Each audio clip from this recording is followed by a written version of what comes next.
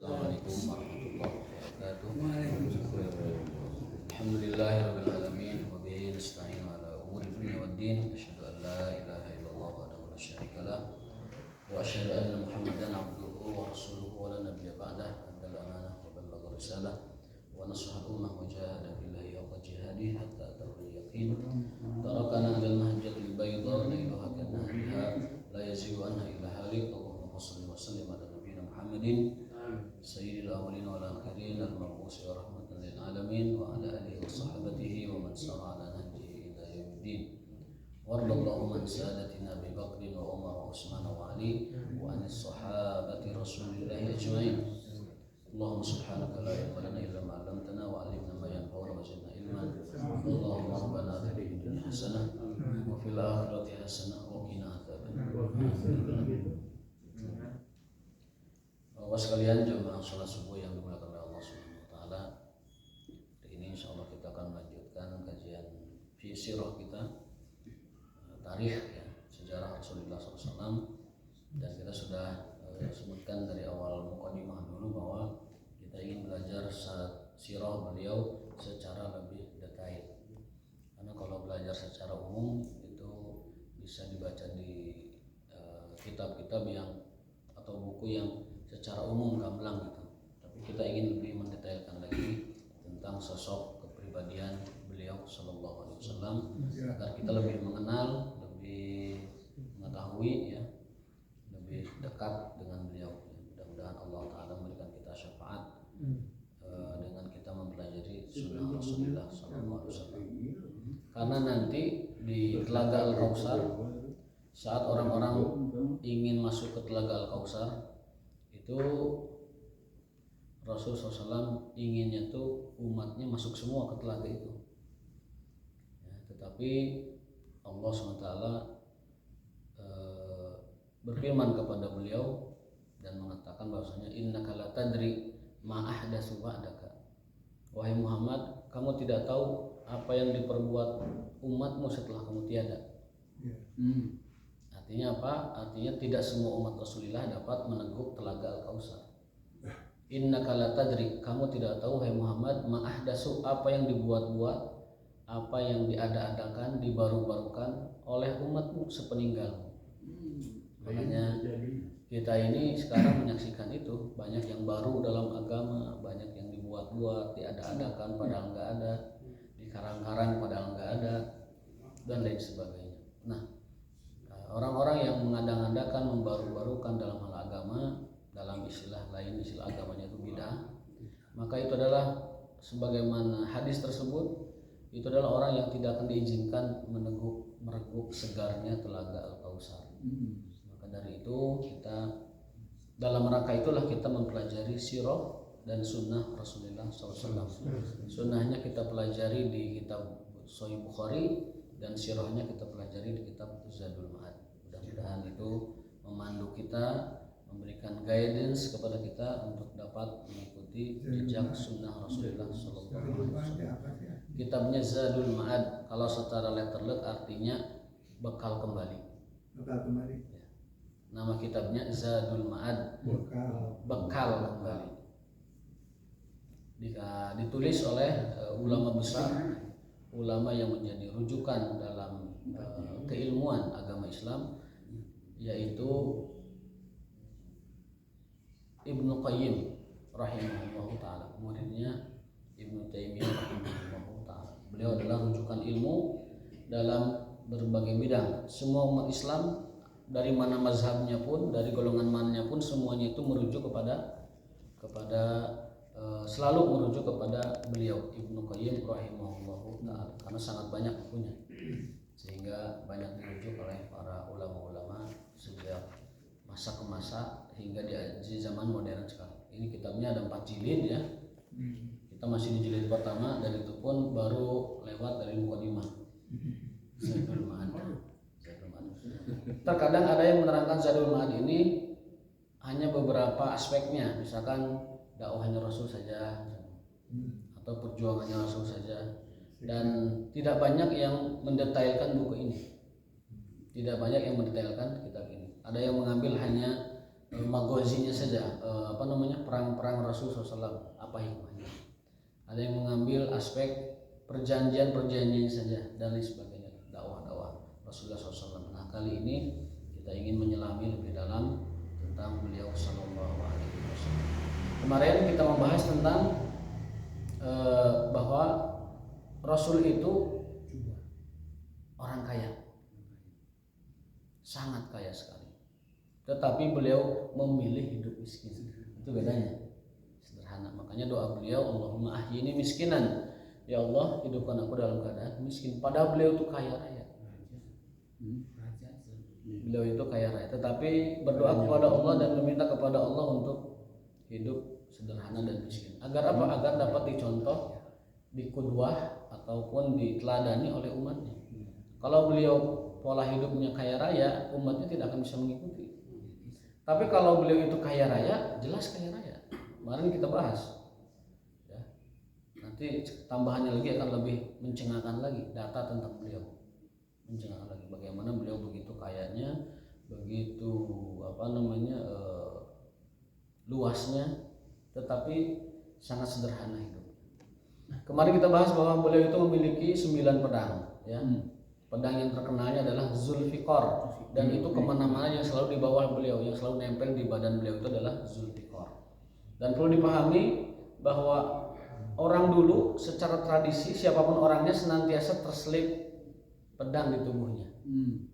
Untuk apa? Untuk jaga diri, baik dari hewan buas ataupun dari yang lain-lainnya. Menjaga diri. Zaman sekarang orang kalau bawa pedang itu kesannya itu udah kriminal. Dan untuk kriminal biasanya zaman sekarang bari mabok, mau parang, mau pedang begitu. Alhamdulillah misalnya. Di medsos kita pantau itu hampir tiap hari anak-anak muda itu tawuran. Tiap malam tawuran. Tawurannya bukan tawuran tangan kosong. Kalau tangan kosong berantem itu ada sedikit kesatrianya lah, gentle gitu. Ini tawuran itu bawa parang yang setengah badan dia lebarnya itu, panjang itu. Jadi kalau anaknya itu misalkan usia SMP itu parangnya setengah badan dia. Sambil ngejar musuh itu, musuh lawan maksudnya. Nauzubillah min dzalik. Dan tidak sedikit ada yang mati terbunuh sia-sia. Masalahnya di kita ini hukuman bagi pembunuh itu sangat ringan. Dalam arti kata lebih banyaknya itu hanya menjalani hukuman kemudian remisi bebas. Kalau dalam Islam itu pembunuhan itu dikasih 3 pilihan. Yang pertama adalah jika keluarga korban memaafkan tanpa diat, maka dimaafkan, bebas begitu saja. Yang kedua, jika dia keluarga korban memaafkan tapi dengan syarat diat, maka diatnya harus dibayar, yaitu 100 ekor unta. Berarti 2 miliar. Yang ketiga, kalau keluarga korban tidak mau memaafkan, juga tidak mau memaafkan dengan diat, dengan tebusan, maka yang terakhir yaitu kisos, yaitu dihukum setimpal. Di Saudi pernah kejadian. Alokna Raja Salman menembak temannya. Cing ke pistol karena berantem kan, meninggal. Karena si keluarga korban itu termasuk juga orang kaya, tidak terima, minta maaf, gak dikasih maaf, minta maaf dengan dia, tidak butuh duit, kisos, dikisos. Akhirnya Alauddin Raja Salman dipenggal, kisos. Ketika ditanya oleh media kepada Raja Salman, apa jawabannya? Hakka Saudi, inilah Saudi. Ini hukum kami, ini negara kami. Jangan ikut campur. Luar biasa komentar sang raja. Kemudian ayah bukan ayah ini kerabat ya. Kerabat si pelaku ini yang dikisos itu mengatakan bahwa ketika diwawancara oleh wartawan mengatakan semoga Allah mengampuni dosa-dosanya. Artinya apa? Artinya hukum berjalan membuat efek jerak dan itu diketahui oleh banyak orang tentang hukuman kisos tersebut dan membuat orang tidak mau melakukan kriminal semacam itu. Ya, dan tidak ada tebang pilih walaupun dia alo dipancung hukum sebagai kisos. Kemudian keluarganya juga menerima dan tidak aral, tidak kemana-mana gimana gitu, enggak, hanya mengatakan semoga Allah mengampuni dosa-dosa adik saya. Luar biasa. Biasanya ditebas sama siapa? Ya al-gojo. Kan lewat peradilan. Kisos itu wajib lewat peradilan. Semua hukum Islam itu mekanismenya adalah peradilan. Tidak ada yang sendiri. Peradilan. Jadi nanti di pengadilan itu hakim akan menanyakan kepada keluarga korban, apakah Anda memaafkan pelaku? Ya, memaafkan. Beres urusan itu. Udah, masing-masing maaf ya. Yang kedua, apakah Anda korban ya, keluarga korban memaafkan pelaku? Ya, kami memaafkan pelaku dengan bayar diat tebusan. Tebusannya tadi berapa? 100 ekor unta, yaitu sekitar 2 miliar. Itu ketetapan 100 unta. Dari Islam. Islam. Itu hadisnya banyak. Kemudian di Al-Qur'an juga ada tentang kisos, itu jelas. Detail kisos itu ada di Quran, ada di hadis, itu sudah baku tak terbantahkan. Maksudnya itu bukan wilayah lagi bukan wilayah lagi orang mempertanyakan. Artinya kenapa, tapi memang itu ketetapan Allah. Walakum fil qisasi hayatun. Bagi kalian dalam kisos itu ada kehidupan. Dalam kisos itu ada kehidupan. Karena kalau orang menegakkan hukum kisos itu miliaran nyawa orang terjaga, terpelihara. Gitu. Ada seorang filosof hukum di Inggris mengatakan hanya hukum kisos yang dapat menjamin kehidupan manusia. Jadi hukum setimpal itu hukum yang paling adil dalam konteks hukum manapun. Itu orientalis yang bilang, bukan orang Islam, tapi dia secara jujur mengatakan bahwa hanya hukum kisos yang menjamin kehidupan. Si pelaku oleh hakim akan dibuat 3 pilihan tadi. Jika keluarga korban menerima maaf. Keluarga korban menerima maaf dengan syarat tebusan, maka bayar diatnya 2 miliar atau 100 ekor unta. Jika jika keluarga korban tidak menerima maaf dengan tebusan, atau yang kedua, yang ketiga kisos. Kalau sudah kisos, sudah al-gojo yang mengeksekusi. Dulu di Jeddah itu setiap hari Senin ada yang namanya eksekusi hukuman mati. Al-gojonya itu sangat jago sekali. Sekali tas itu melintir, Pak. Kepala itu melintir. Jago itu, pedangnya itu pernah diperlihatkan di YouTube, pedangnya itu tajam sekali. Dan dia tahu urat manusia itu berungnya itu langsung kelingking gitu. Biasanya yang hukum mati itu kalau nggak pembunuhan, narkoba dan terorisme, itu dipenggal langsung. Nah dengan begitu, secara data maka angka kriminal di negara-negara yang menerapkan kisos itu nyaris tidak ada. Saya pernah dulu sampaikan juga mungkin di sini, tempat kami kuliah itu dulu sebelum penerapan hukum seperti itu, hukum Islam, itu kriminal itu dalam sehari 3.000 kriminal. Banyak sekali. Ini kata dosen ilmu hukum. Gitu ya. Tapi setelah diterapkan hukum tersebut, kriminal sehari itu maksimal paling 11 kasus. Dari 1.000 kasus, dari berapa tadi? 3.000 kasus menjadi 11 kasus. Karena orang jerak, orang takut dengan hukuman seperti itu. Nah, maka kembali ke tema tadi kita, kalau orang dulu itu selalu bawa pedang itu adalah untuk jaga diri. Tadi menginformasi saja ya. Informasi tentang pedang tadi. Pedang sangat tajam dan sekali gelincing itu orang sudah tergelincing. Kalau bagi yang mau menyaksikan itu silahkan main ke Jeddah setiap hari Senin, ada namanya Masjid Al-Qisos. Masjid Al-Qisos. Dan itu live, orang maksudnya bisa melihat. Orang bisa melihat, orang-orang pada menyaksikan di halaman masjid. Di halaman masjid. Iya, di halaman masjid. Kalau di dalam nanti kasihan DKM bersini. Di luar masjid, di halaman. Maksudnya di Jeddah saja. Di Jeddah saja untuk eksekusi. Di Mekah Madinah enggak? Sepertinya tuh narapidana yang dieksekusi itu dibawa ke Jeddah supaya terpusat mungkin. Supaya terpusat eksekutornya, jaksa pelaksanaannya dan sebagainya.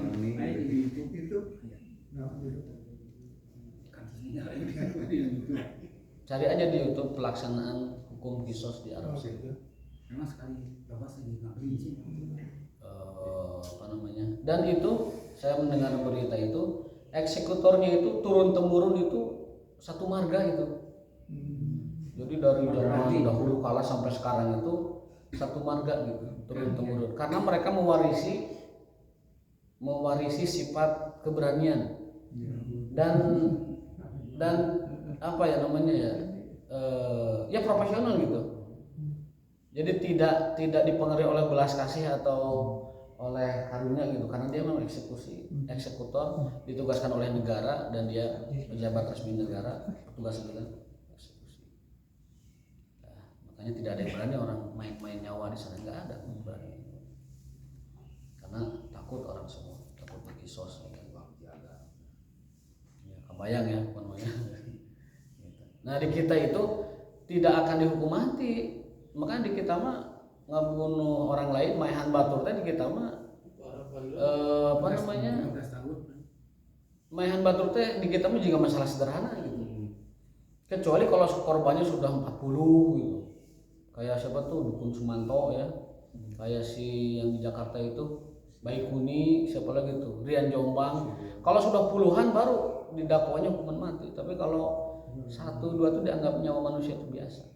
Ini perlu apa namanya, perlu semacam kesadaran lah, semacam keberanian dari penegak hukum bahwa nyawa itu 1 dengan 40 sama gitu, 2 atau 10 sama. Bahkan Umar bin Khattab pernah mengatakan dalam sebuah pidatonya, Umar bin Khattab mengatakan, andaikan penduduk satu kota ngeroyok 1 orang, demi Allah aku akan kisos 1 kota itu. Umar bin Khattab dalam ucapannya, demi Allah kalau penduduk 1 kota mengeroyok 1 orang sampai mati, maka aku akan kisos 1 kota itu. Nanti diukur berapa kadar apa kriminal yang dia lakukan itu. Yang ngagorowokun sabaraha urang, anu ngagebugan sabaraha urang, kemudian anu ngawe baturan sira datang sabaraha urang gitu. Kalau 1 kota terlibat semua, kisos sikat semua. Karena apa? Ya penegakan hukum. Nyawa 1 orang itu kan sebanding dengan nyawa seluruh penduduk bumi. Dalam Al-Quran Allah menyebutkan, man ahyan nasa faqad ahya jami'an, man qatalan nafs fa innahu qatalan nasa jami'an. Yang membunuh 1 jiwa itu bagaikan membunuh seluruh jiwa, dan menghidupi 1 jiwa itu bagaikan dia menghidupi 1 jiwa, seluruh jiwa. Jadi membunuh 1 orang sama dengan membunuh sekalian alam, maksudnya manusia seluruh dunia, dan menghidupkan 1 orang sama dengan menghidupkan orang 1 dunia. Man qatalan nafs maka annama qatalan nasa jami'an. Barang siapa yang membunuh 1 jiwa, maka dia bagaikan membunuh seluruh jiwa. Makanya Qabil itu dosanya dia menanggung pembunuhan seluruh umat manusia dari zaman Adam sampai nanti hari kiamat. Karena tadi pertimbangan di Al-Qur'an tadi bahwa yang membunuh 1 jiwa sama dengan membunuh seluruh manusia. Walakum fil qisasi hayatun, dan dalam kisos ada kehidupan. Maksudnya apa? Jika kisos itu diterapkan, maka kehidupan manusia akan lebih terjamin dan terjaga, karena orang tidak akan macam-macam.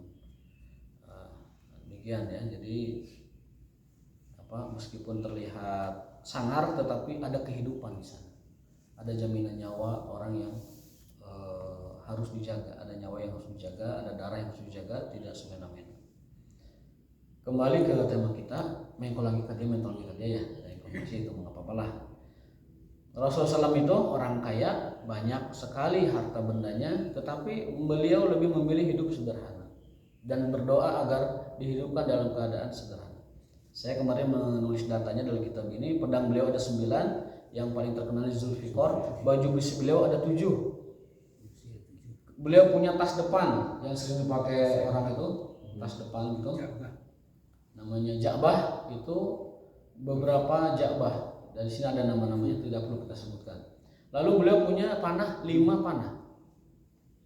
Beliau itu punya 5 panah. Jadi pedangnya 9, baju besinya 7, kemudian punya tameng juga, punya tas depan rompi, punya panah 5 ya. Punya 3 jubah. 3 jubah itu dipakai kalau untuk perang yang mana, untuk sehari-hari yang mana. Lalu beliau juga punya celana. Ya, ada fustot di sini, ada celana, beberapa celana dipakai oleh beliau.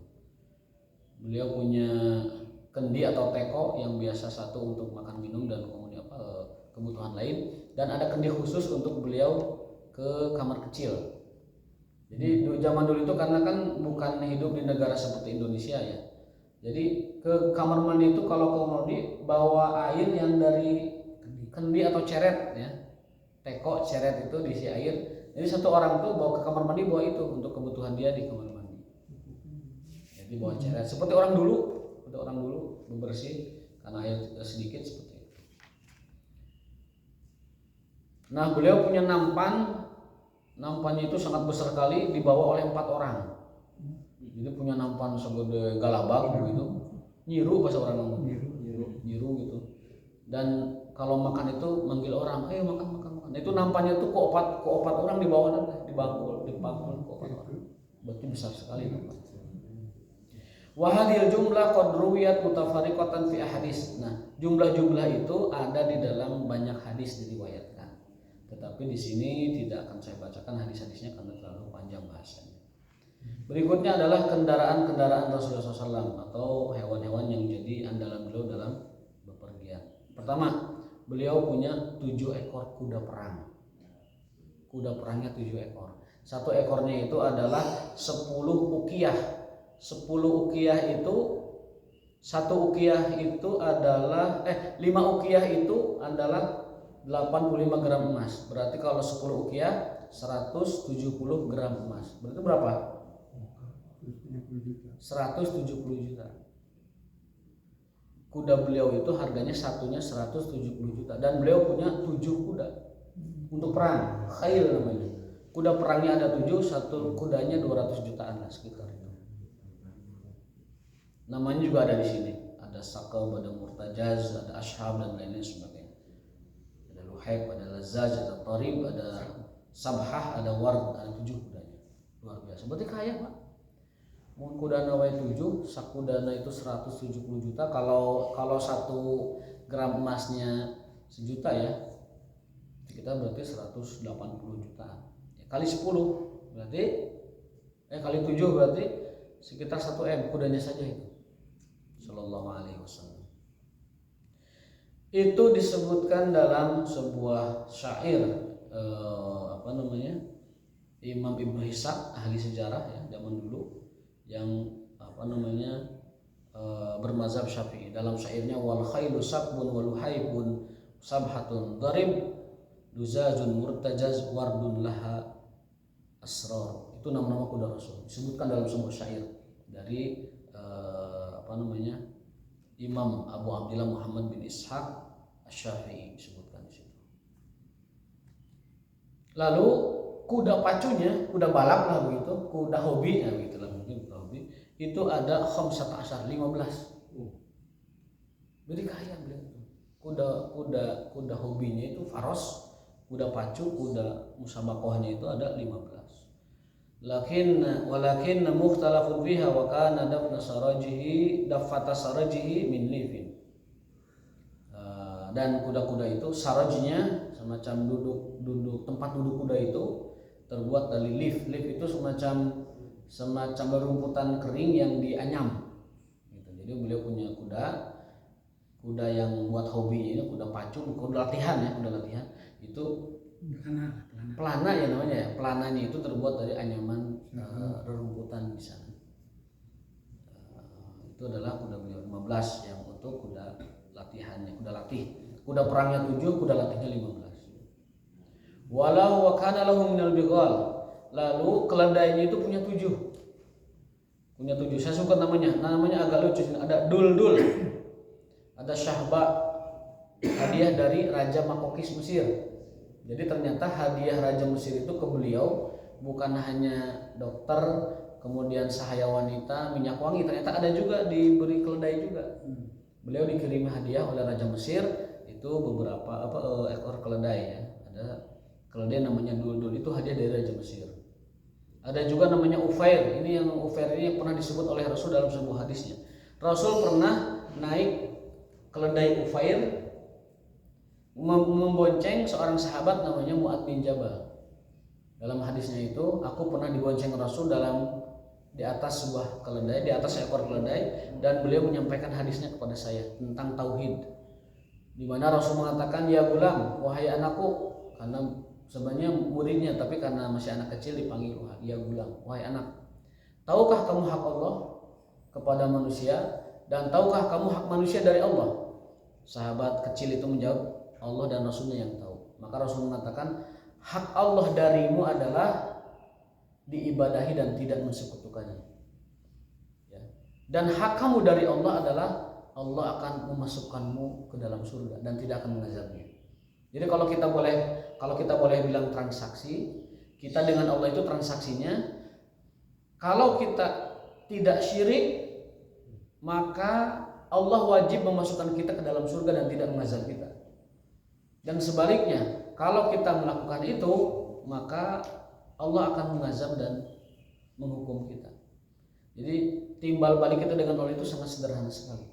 Allah itu haknya adalah ditauhidkan, tidak disekutukan, dan kita haknya adalah dimasukkan ke dalam surga dan tidak diazab di neraka. Sederhana. Jadi kesimpulan nama asal tu syirik lah, apa namanya itu, asal tidak musyrik pasti surga. Asal tidak musyrik pasti surga. Dengan segala macam dosanya, dengan segala macam maksiatnya, dengan segala macam kesalahan-kesalahan kita, asal tidak musyrik pasti surga.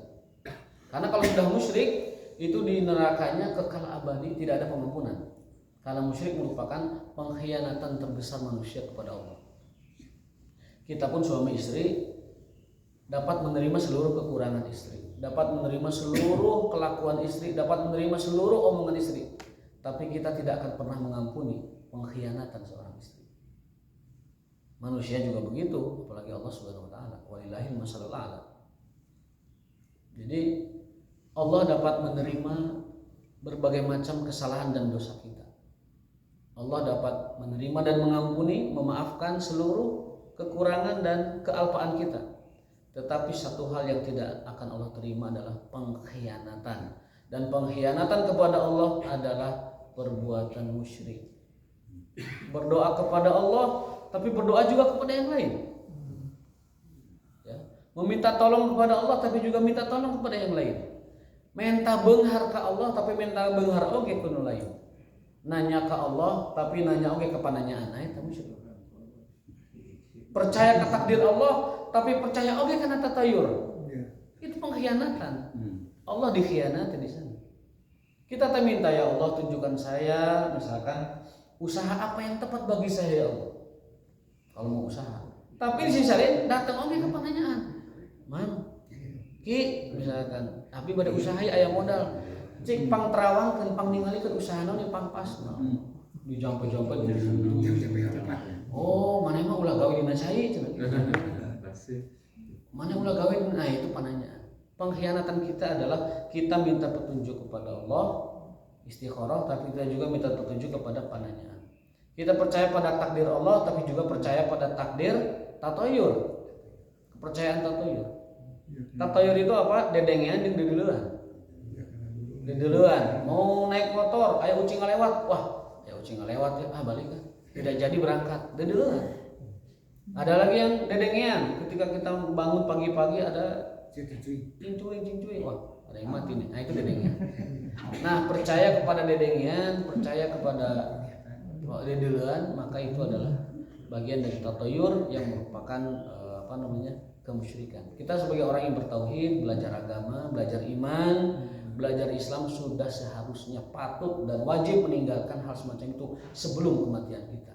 Kalau itu masih menempel, masih ada dalam etika dan akidah kita, maka sangat mengerikan ketika kita berjumpa dengan Allah dengan segala macam pengkhianatan kita kepada Allah dan tidak terampuni dosa-dosa syirik itu. Bahkan Al-Quran dalam beberapa ayat menyatakan dengan lugas tanpa basa-basi, barang siapa yang mensekutukan Allah, mengkhianati Allah, la yahbatanna amal, amalnya akan hapus, akan hilang, dipupus, dimusnahkan seolah dia tidak pernah beramal satu sedikit pun. Dan itu Al-Quran yang menyatakan demikian. Bila ini kok agak nyerang lampunya. Iya. Itu lampunya. Soalnya ini kameranya nanti agak gelap. Lampunya Pak.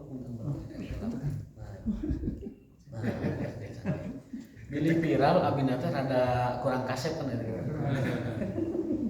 Kalau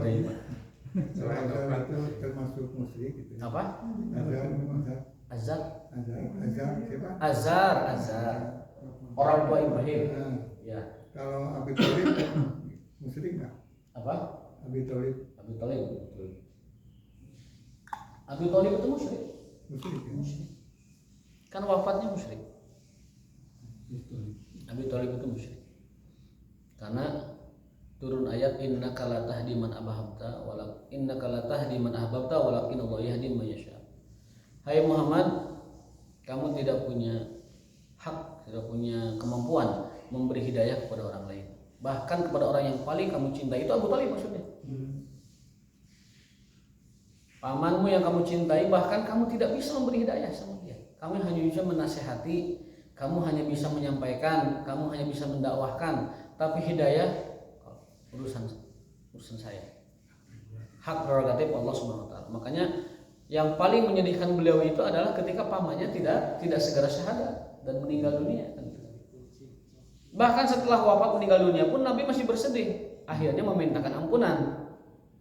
Tetapi ketika Nabi Muhammad memintakan ampunan, Allah menegur, maka nalin nabi, tidak pantas seorang nabi walladzina amanu, dan orang-orang beriman, an yastaghfiru lil musyrikin, untuk minta ampun untuk orang-orang musyrik, walau kanu abahu, meskipun itu bapak mereka, anak-anak mereka, kerabat mereka, dan orang-orang yang dicintai mereka.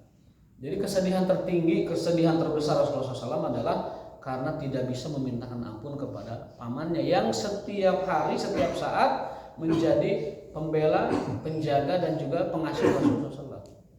Rasul masih kecil dirawat oleh kakeknya wafat oleh pamannya, sehingga otomatis seumur hidupnya Rasulullah SAW itu dalam didikan, asuhan, dan nafkah pamannya.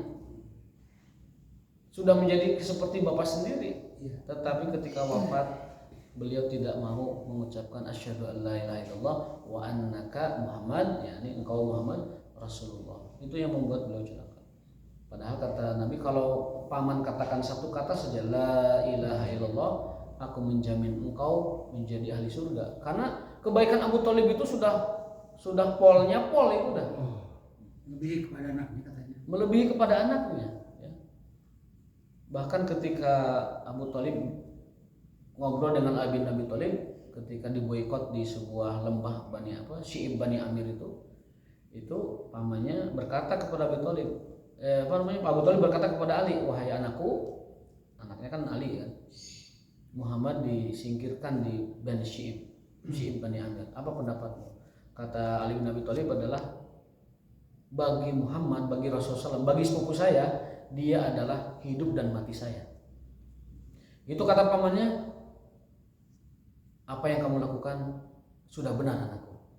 Itu luar biasa. Berarti pamannya yaitu Abu Thalib dan anaknya yaitu Ali bin Abi Thalib itu dua-duanya orang yang benar-benar jiwa dan raga, nyawa dan hidupnya itu untuk Rasulullah SAW. Sayangnya Ali bin Abi Thalib itu masuk Islam sebagai Asmaul Awalun, tapi bapaknya tidak segera masuk Islam. Nah itu hidayah di situ. Tapi pandangannya Ya. orang-orang Syiah mustahil katanya. Mustahil gimana? Mustahil seorang Abu Thalib itu tidak Islam gitu ya. Ya, tapi kan ayat menyatakan demikian.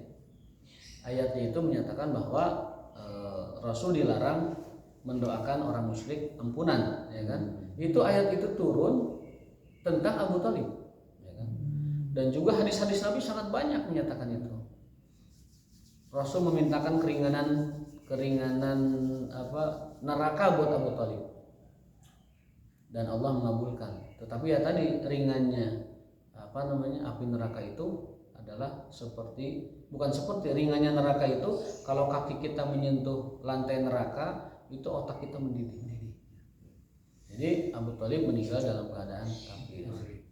Ya. Juga turun ayat tadi itu, innaka latahdi, wahai Muhammad, kamu tidak akan bisa memberi hidayah meskipun orang yang paling kamu cintai.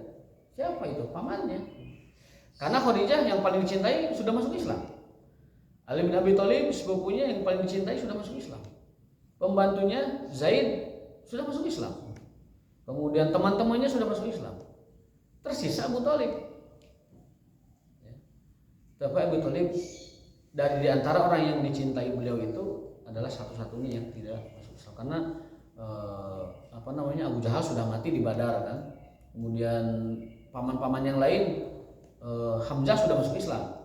Kemudian yang lain Abbas sudah masuk Islam. Nah, tinggal Abu Talib.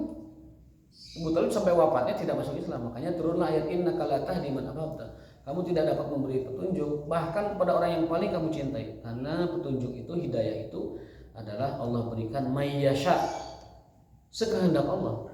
Mana yang Allah pilih dari hamba-hambanya. Ini makanya itu kita juga jangan berkecil hati kalau sudah mendakwahi keluarga, sudah ngasih tahu ke keluarga tidak berubah, jangan kecil hati. Jangankan kita, Nabi pun tidak tidak mendapati pamannya mendapat hidayah dan seterusnya. Jadi jangan kecil hati. Beliau memiliki kuda latih itu 15, lalu kuda perangnya 7, ontanya ada 4. Beliau punya onta 4. Jadi berapa tuh kendaraannya? Kuda 7, kemudian kudanya itu 22, ontanya 4, sudah 26 tuh. Nama onta itu ada Qaswa yang paling populer, Qaswa ya. Ada Abbah, ada Jad'ah dan yang lainnya satu lagi ya. Di sini disebutkan ya. Jadi banyak. Suatu hari pernah Rasul itu balapan onta dengan seorang pemuda Arab. Inna haqqan 'alallahi an la yarfa'a minad dunya syai'an illa Allah. Hadis ini asbabul wurudnya adalah ketika Rasulullah SAW balapan onta sama ontanya sahabat, onta Rasul kalah. Sahabat itu marah. Hei, kamu jangan ngalahin Rasul, gitu bahasa ini. Kata Rasul SAW, karena beliau itu mencintai semua sahabatnya, kata beliau, in haqqan Allah alla yarfa'a syai'an minad dunya. Allah itu berhak mengangkat sesuatu dari dunia kemudian menurunkannya. Artinya Allah mengangkat seseorang dengan hartanya, tetapi Allah juga berhak menurunkannya. Artinya onta itu tadinya kan onta jago lari, tapi ada yang mengalahkan onta lain, yaitulah ketentuan Allah gitu. Sehari onta ini jago lari, bisa jadi besok ini sudah elah kubatur gitu. Itu ketawaduan Rasulullah SAW. Jadi tidak menyalahkan sahabat kenapa ngabalap ontana, juga tidak membuat sahabat yang mencintai pengikutnya itu yang membela Nabi, membela onta Nabi juga itu tidak digubris oleh beliau. Artinya menyampaikan apa adanya bahwa Allah itu jika mengangkat dunia, Allah juga berhak menurunkannya. Onta saya kemarin jago lari, tapi sekarang kalah, ya itulah kehendak Allah. Jadi tidak usah diprotes, kalian tidak usah marahi dia, dan sah-sah saja gitu. Dalam lomba itu ada yang kalah, ada yang menang. Jadi sahabat sudah protek tadinya, ya, bicarakan itu. Mana? Ulah milihkan Rasul, kawalat gitu bahasa kitanya. Gitu. Tapi kata Rasul, kalian jangan begitu, karena Allah itu mengangkat dunia juga menurunkannya, merendahkannya begitu ya. Berlanjut, ini tentang likhah, onta perahnya. Onta perah Rasul itu jumlahnya ada 45. Jadi onta kendaraannya 4, onta perahnya ada 45. Wa kanat lahu khamsun wa arba'una likhatan. Beliau memiliki 45 unta perah. Wa kanat lahu mahriyah. Ada yang namanya mahriyah dari onta itu, arsala biha ilaihi Sa'ad bin Ubadah, pemberian dari Sa'ad bin Ubadah. Yang ya termasuk onta ini, onta yang bagus gitu ya, dihadiahi oleh Sa'ad bin Ubadah. Jadi banyak ini ontanya banyak sekali, onta perahnya. Wa kanat lahu mi'atu syatin. Nah, jumlah kambingnya ada 100. Urang mah hiji ge satahun ada hese. Hiji jang kurban setahun ada hese. Nah, beliau ini punya 100 ekor kambing. Wa kanat lahu mi'atu syatin wa kana la yuridu an tazid. Untuk kambingnya khusus spesial kambing, beliau tidak pernah menambah dan berkurang dari 100. Jadi beliau itu hanya ingin punya kambing 100 itu. Jejeg. Kullama walada lahu ra'i bahmatan au ya dzabaha makan hasyat. Kalau ada penambahan satu, itu satu yang lain disembelih. Bisa dimakan, bisa juga dihadiahkan. Sembelihannya kepada orang lain, sedekah. Wa kanat lahu sab'u a'nuzin. Nah, kambing betinanya, kambing bibit beliau itu ada 7. Jadi punya 100 kambing dan punya 7 kambing bibit ya. tarahunna ummu aiman. Nah itu kambing-kambing itu dirawat ya, diangon oleh Ummu Aiman, ibu angkatnya Rasulullah Shallallahu Alaihi Wasallam. Mungkin buat cocokan ini juga, cocokan Ummu Aiman. Nah itu beberapa data berkenaan dengan kepemilikan kendaraan Rasulullah Shallallahu Alaihi Wasallam. Ya, kesimpulannya apa? Kesimpulannya semua kendaraan yang beliau miliki itu adalah maslahatnya untuk dakwah.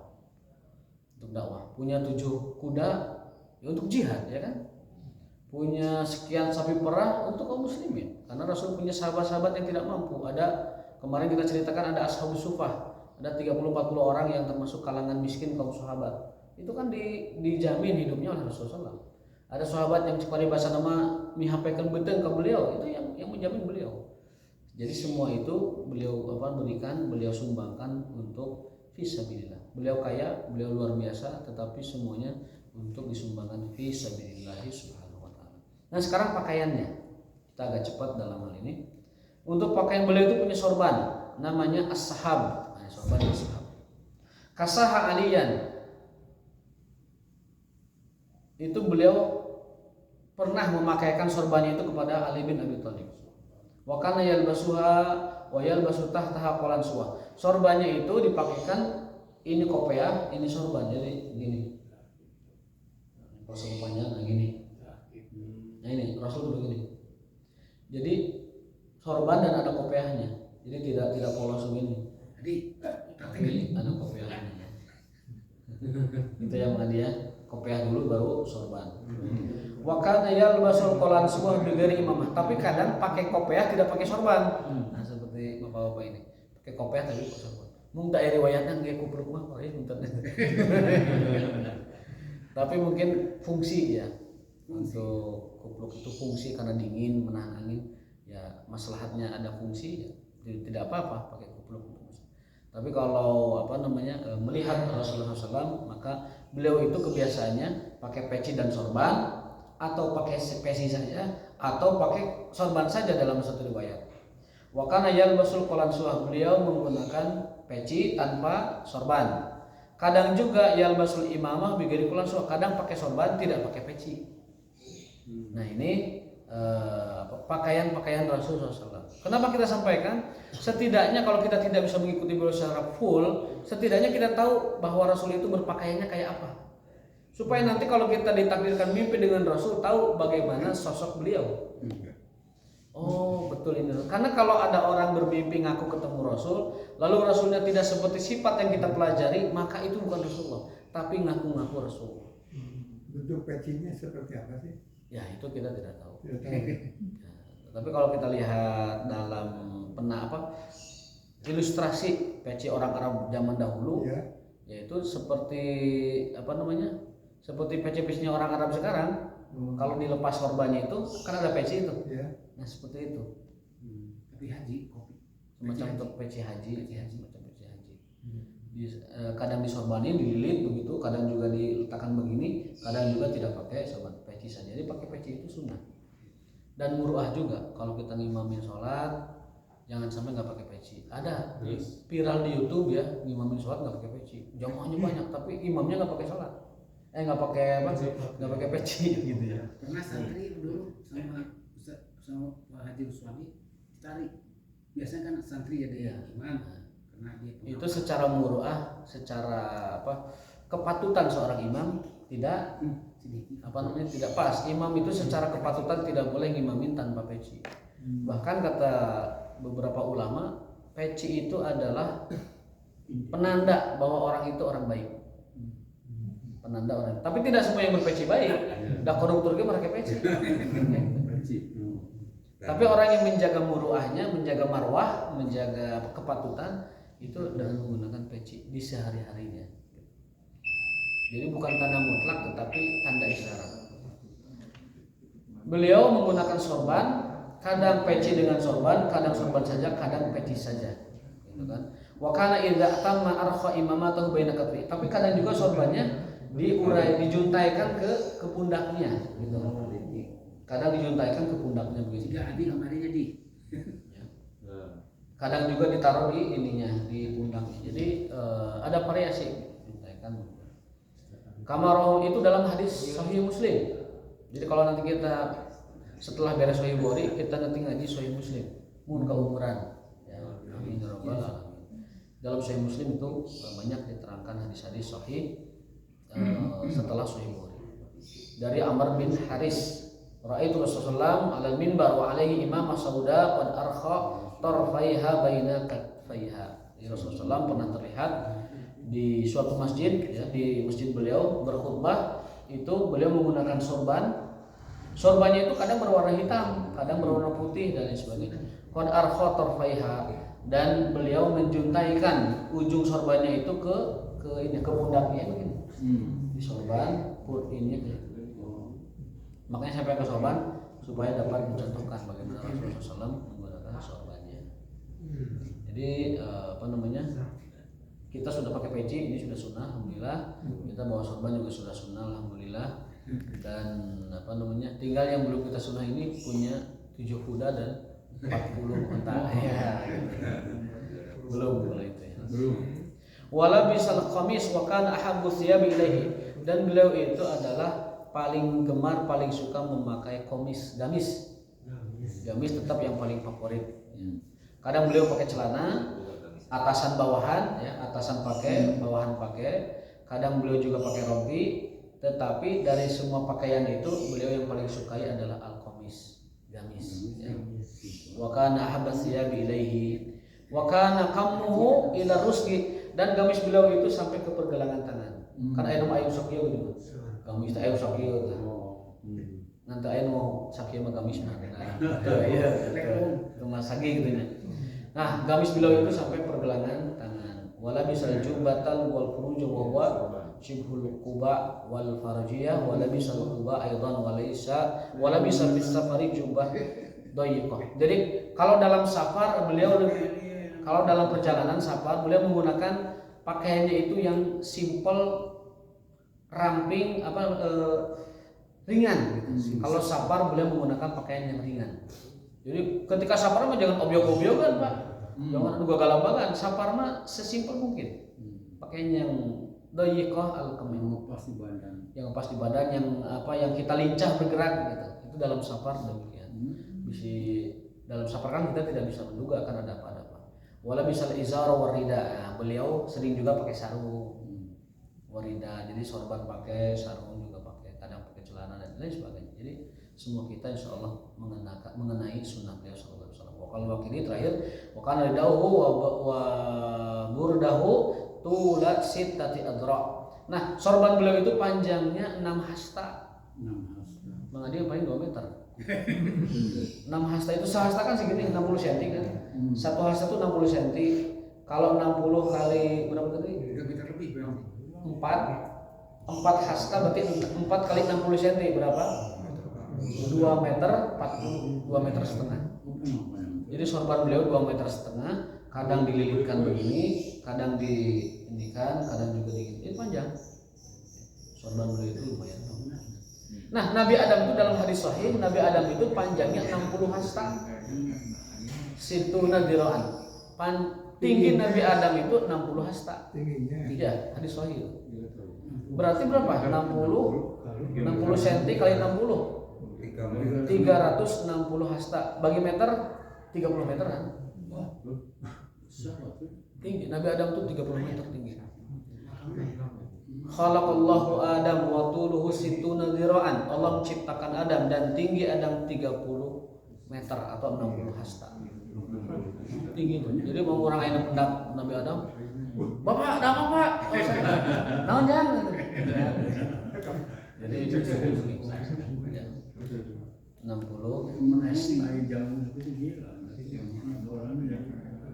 Iya kan kata Nabi famazala yankus, lalu umat manusia sejak Adam itu yankus, menurun, yankus, dan terakhir adalah umat Muhammad SAW, dan tidak turun lagi setelah umat Rasulullah. Itu beliau menceritakan demikian. Adam itu adalah 30 meter, kemudian turun sepanjang perjalanan umat manusia dan berakhir di umat Muhammad. Jadi mau turun deh saya ikut. Terus ayat nama mau turun deh terakhir. Jadi kita teh benar-benar umat akhir zaman itu dalam segala hal, termasuk fisik pun ini sudah versi terakhir ini. Fisik kita ini sudah versi terakhir. nggak akan pendek lagi udah Keluaran terakhir. keluaran terakhir. Jadi uang ngajak ini seperti Adam, tapi ini sudah terakhir. Jadi kalau ibarat edisi mah udah edisi paling akhir gitu. udah terakhir ini. Pamungkas fisiknya, pamungkas umatnya, pamungkas juga nabinya, pamungkas juga hidayahnya, pamungkas juga Qur'annya, pamungkas juga tinggalnya di dunia. Ini sudah paling akhir kita ini. Cuman berapa tahunnya wallah alam, itu bukan kemampuan kita mengetahuinya. Ada yang ramai dulu di medsos, usia umat Muhammad itu 1400 tahun. Tapi setelah diteliti tidak ada satu hadis pun yang menyatakan itu. Itu adalah perkataan ulama Imam Suyuti rahimahullah taala. Beliau menghitung, menganalisis segala macam dan berkesimpulan usia umat Rasulullah itu 1400 tahunan sekian atau 1500 tahunan. Dan kita sudah 1444 tahun. Tapi tidak ada satupun hadis yang sahih, tidak ada satupun riwayat yang dapat dijadikan sebagai hujah, pijakan bahwa usia umatku adalah 1500, 1400. Tidak ada hadisnya. Itu perkataan ulama ya, yang menganalisa. Allah taala bisawab wa taufiqun illa billah. Subhanallah wa bihamdika asyhadu an la ilaha illa anta astaghfiruka wa atubu ilaik. Assalamualaikum warahmatullahi wabarakatuh.